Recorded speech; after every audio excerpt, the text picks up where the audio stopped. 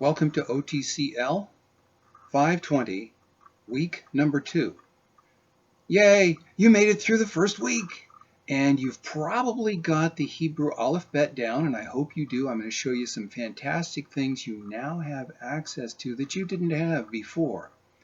But first off, the two chapters you'll deal with in the textbook, Chapter 4 and 5. Chapter 4 deals with nouns, how to make them plural and how they look like in the singular, but it's not really that difficult. Chapter 5 deals with the definite article, which is the, and the vav conjunction, which is translated and. Even though they take the whole chapter to describe these two items, they're really just lexical things. And if you've had Greek, you understand that the Greek article has all these different forms that you have to learn. You don't have to do that with Hebrew. There's only one article, and it's fairly straightforward. Now, one of the things with nouns and looking at the article and the vav is you want to get down to the lexical form. Why? So that you can look it up in the lexicon. Now, here is the premier lexicon that has been around for a gazillion years. Brown, Driver, and Briggs. It's very old and it's a little bit difficult to use. But like any lexicon of Hebrew, you've got to know the Hebrew language, the alphabet, to be able to use it.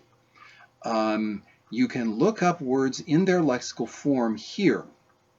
This will take a little bit of doing, but this lexicon can be had fairly inexpensively. There are others around, and I'll tell you about those later on.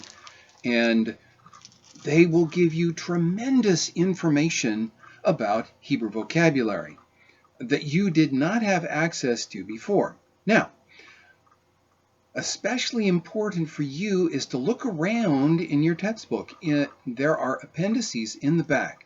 And I think very important is the Hebrew dictionary in the back. It's very limited, and it tells you where the words are first discussed. So have a look at that. Have a look at the end of your textbook.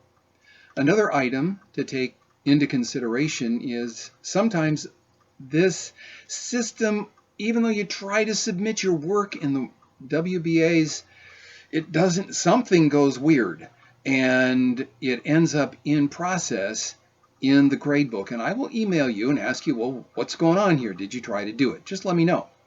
The first exam coming up covers the first 2 modules, not the first 3. The 3 modules, well, the module from modules 3, 4, 5, and 6 will be covered on the second exam. Did you know that God has a long nose? Check out 5.10 in your textbook.